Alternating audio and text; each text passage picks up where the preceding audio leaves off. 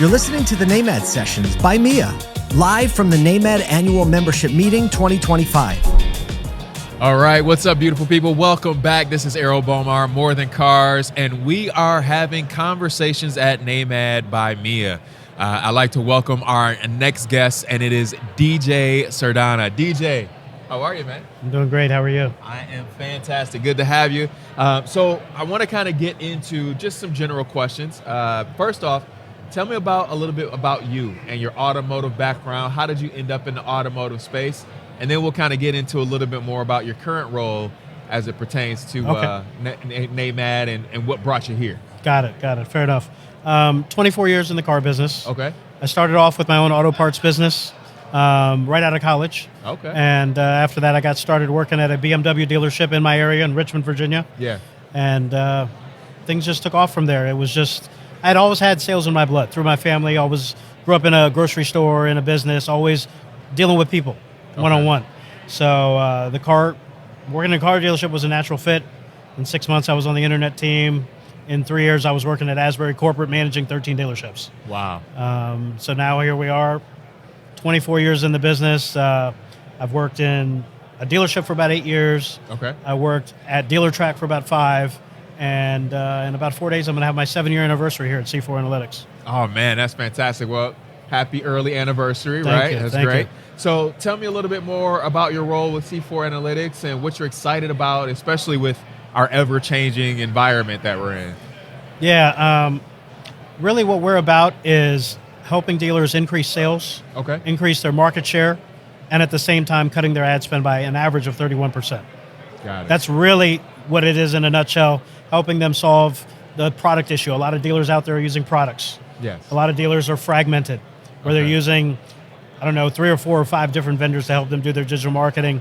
When you do that, you really don't have that cohesion, that message. Yes. When you've got 5 or 6 cooks in the kitchen, everybody's doing their own thing. Everybody's in their own lane, in their own silo. Right. You end up with 6 different messages out there. Yeah. So it's really about having that one cohesive message, and that's our belief, by incorporating all the different pieces of digital marketing from one spot. Okay, that's great. Now, 7 years later, right? Yep. What's been some of the fulfilling times, or what are some highlights or things that you've seen that really kind of keep you excited? Because you said that with excitement. You're like 4 days away from 7 years. Yeah. So I can see it in your face. What are some of those things that you could think back on over these 7 years that have been like those kind of, banner moments, as they say? A lot of times when you sell something, you don't always get to see the proof of it. Right. A lot of times when you're in sales, the sales pitch, and it's really about just selling an idea. But being able to see it come on the other side. Yes. So I brought on a dealership years ago. Okay. They're part of a 16-store group, and as a trial, they gave us one store in the Southeast region that was selling 400 cars a month. Okay. So when you take on a store that's selling 400, a lot of dealers are worried about, hey, is there going to be some drop-off when I switch over to you? So we tell dealers they get an average savings of 31%, but this particular dealership selling 400 cars, in 90 days, Yes. we matched their 400 cars and cut their ad spend by 47%. Wow. So, the guy who's already selling 400, he's got to be spending a boatload of money. Yeah. But to cut that almost in half and and right. match, that's insane. But on average, Yeah. we're about 31% across the board. Wow, that's amazing. Now, because that's a big number, right? That's a big deal. Just savings overall, right? But when you can put a quantity to it, I think makes it even more impactful. Are there common things that you see other than, I know you mentioned like a lot of times it's having these multiple products that aren't really harmonizing and talking to one another. Are there other things that if somebody's out there and they're listening to this, that you say, hey, this is something that you need to be taking a look at? I'm speaking tomorrow at 11:40 on Small Stage about that. Okay. Really going into questions to ask your agency. Yes. Like, how many accounts is your account manager handling when they're managing your account? A lot of companies out there, 60 to 70 to 80 rooftops for account managers, the norm. With Okay. us, it tops at 10. Yeah. 10. So it really allows for a truly high-touch, white-glove experience with our dealers. You actually have time to build a relationship with someone. If you're talking to 89 people in a month, Yeah. there's no time for a relationship. No, not really. Not at all. So we hired 19 people out of Google. So our paid search team is managed by a bunch of former Google employees. Okay. So you're talking about some of the best and brightest folks in the industry that are helping our dealers with strategy, managing your ad dollars, being efficient on the budget. There's just so many ways to do it. So when you have all of those pieces together, it really makes up that cohesive approach. That's great. That's great. So outside of your role at C4, what are some other things that are currently driving you? What are some projects you're working on? What other things are you doing right now in your life? I think it was 4 years ago. Okay. I authored a book. Okay. I never thought I'd be a writer. Right. No desires early on. I mean, in school it was just writing to write for the sake of getting that grade. Absolutely. But I had a couple of things that occurred in my work life. Okay. That were a little bit out of my control, and I don't know. It just inspired me to maybe put it on paper, to maybe possibly inspire someone else that's going through a similar situation. Okay. So in my 24 years in automotive, I've worked in 3 companies. Oh, wow. Okay. I worked in the dealership world at Asbury for almost 8 years. Yes. I worked at Dealer Track, and I'm here at C4, and that's it. That's 24 years. So Right. I don't know. I just felt like I should put my story out there, maybe help somebody out. So, I mean, I wrote a book. It's called Can't Hold Me Back. Okay. My Life Growing Up Brown in America. Okay. It not only talks about my experiences growing up as a colored person Yes. in corporate America, but it also talks about the challenges I felt in school. I got bullied in school because I looked different. Yeah. I grew up in Richmond, Virginia in the early 80s, where Yeah. most of the people were black and white. Right. There wasn't a lot of brown. Right. So it talks about the challenges that I faced as a child, getting bullied just because I looked different. People just didn't know what to think of me. Yeah. And then I felt some of those same challenges growing up and in corporate America and in my own family. Okay. So, I mean, there's some challenges in there that I dealt with my family because things were different. There were certain expectations. I'm Indian, so my family had certain expectations for me. You're Indian, you need to be this. You got to fit in this box. And Right. that's not how it happens. I mean, you're in America. Things happen. Yes, and there's always an opportunity of an opportunity of an opportunity. Because one thing that you can definitely, you learn is that if this isn't the thing, right, it just helps you kind of get to the thing that's going to be your thing, right? It might not be, this might not be it, but I have the opportunity to explore and then figure out, okay, now this is what I need to be pursuing, right? Absolutely. So tell me a little bit more about 3 jobs, 24 years. That's a big accomplishment. What was it about? How did that work out? Like, was it intentional? Were you kind of like saying like, I'm going to dedicate my time to this and kind of get to this point? Or how did that play out? Because it's a lot of job turnover right now. You bring up a huge point, and I mentioned that in my book. Yes. I'm not that hopper guy. Okay. I don't want my resume to say 3 months, 6 months, 8 months. Yeah. I've seen people with that where in 3 years they've worked at 9 places. Yes. I'm always the guy of being that company man, being loyal to a company and growing roots. Okay. It's always been for me about really just digging in. Like, I look at every job as the place I want to go and I want to retire from. Yeah. When I was in the car dealership, I thought I was going to be there forever. Okay. But certain challenges that I was faced with led me to go outside of there. Yeah. When you put my back against the wall and you don't give me the right opportunities, yes, then I've got to go elsewhere. Right. And sometimes it's not always my choice to leave a place. Sometimes people have other plans for you, and God has other plans for you. So you just take it as it comes. But it's what got me here. Okay, that's great. Now, what is it about? So C4, 7 years later, right? What are some things you're looking forward to future-wise? Like, is there anything that you can see? Like, obviously, I know you've talked about the success. I think, if I'm not mistaken, you guys recently got a pretty big accolade as well, right?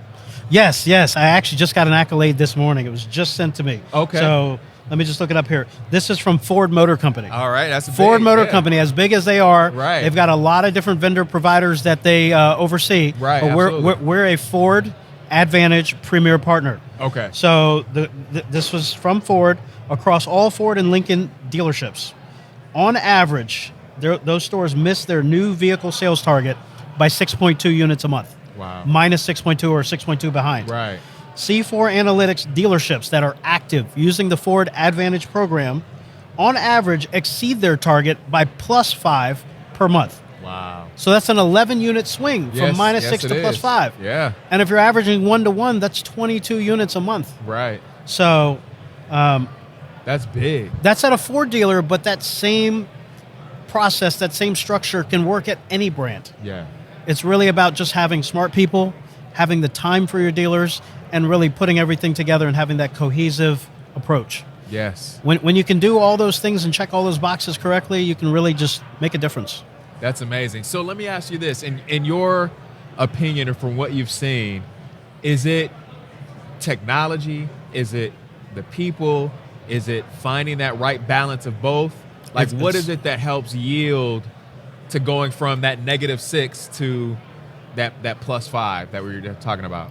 It's all of it. Okay. It's all of it. There's no one silver bullet. Yeah. There's no one size fits all. With us, it's all about being custom. Okay. We don't have a cookie cutter templated approach. Everything is custom. Every dealership is different. Every market is different. We really go in and dig into a dealer's market, learn their market area, learn their demographic, look at similar audiences, and really fine tune and hone in on their. We give them a strategic plan, a strategic market plan. So really learning their market area. Everybody always asks me, DJ, how much should I spend? Well, there's no set budget. I can't just give you a budget. Every brand, every market, everything is different. So we customize every strategy for every dealer differently. Nice. We don't share ad copy from one dealer to the next, to the next, to the next. It's not cookie cutter. The cookie cutter companies will do a lot of copy and paste, and a lot of stuff is going to look similar. Right. With us, it's all custom. Okay. Every dealership, every brand, we customize the strategy separately. So do you find in doing that, because that's and I think you're absolutely correct in the fact that, what works here is not necessarily going to work across the street, right? Absolutely. It could be the same, just across the street, and there could be a difference based on flow of traffic or whatever anomalies that exist. But with having the strategy that's tailored to each individual dealership, are you finding that dealers are more able to readily adapt it and kind of implement that strategy? Or do you feel like does it take longer for the strategy to roll out because it's so custom and new to them? What we recommend for dealers is typically our first 30 days that we go in, all we're doing is cleaning up all of the stuff that they haven't touched in years. We go in and clean up the back end. So the first 30 days really happens in the background. Right, okay. So they'll keep whatever existing marketing they have in place for the first month while we clean up all of their Google presence, their social media, their tags on their website. We just clean up everything because our belief is when we start, we want to make sure you're firing on all cylinders. People are going to that website and they're having a good experience and they're converting. So by cleaning up front, then later on, once we kick off our first day of campaigns, it's seamless for the dealer. They should not feel any drop-off. Nice. And it's really about us in lockstep with our dealers being viewed as a partner. Right. So really helping them see the vision of where they want to get to, where they are today, where they want to get to, and then going through that journey with them. Yeah, and that's great. And so it sounds like let's say even if I'm a dealer with multiple storefronts, I'm going to get an individual kind of plan and approach for each one of those storefronts, not necessarily just like, hey. And that's something I'm going to talk about tomorrow as well, but every dealer that I talk to meets with their vendor once a month, if that. Okay. Usually the scheduled regimented call meeting is once a month. Hey, here's my specials, here's my these are my payments. Okay, great, we'll talk to you next month. Yeah. The problem there then is what happens in the middle of the month? What happens when you start running a campaign and it's not working? Right. We meet with all of our dealers weekly. Okay. Once a week for an hour minimum. Okay. The dealer tells us, hey, every Monday at 11 o'clock, I want to meet with you guys. Yeah. We send an agenda out that morning, and then we're having a conversation about marketing, sales, share, strategy, cost, Google Analytics, going through your OEM reports. We want to look at everything possible to really hone in on a strategy that works for that dealer. So everything is just totally different. That's great. And I think it's needed too, right? Because when you are implementing a new strategy, having someone that's there to support you as a support system weekly versus kind of like you mentioned that monthly, it allows you I talked to a dealer last week who literally said, DJ, they only call me when something breaks, or I call them when something breaks. Yeah. But then how is that even a strategy if you're not in tune with what's happening? Exactly. You got to be in tune with your strategy. So when we meet with our dealers, we ask them to get on the phone with us and tell us what they're seeing. Okay. We're in the background up in Boston or Chicago doing all of their analytics and getting everything in place, but we don't see what's happening on the ground. Right. So the dealer gets on with us and tells us, this is what I'm seeing. We're feeling results here, but we're not feeling it on this model. We need more help on this model. Yeah. We're meeting weekly. We can make adjustments. That's nice. maybe something's not working. We started a campaign and it's not generating the results we wanted. Hey, let's maybe pause that and maybe move those dollars somewhere else to a campaign that's working. Okay. So we can make changes because we're meeting more often.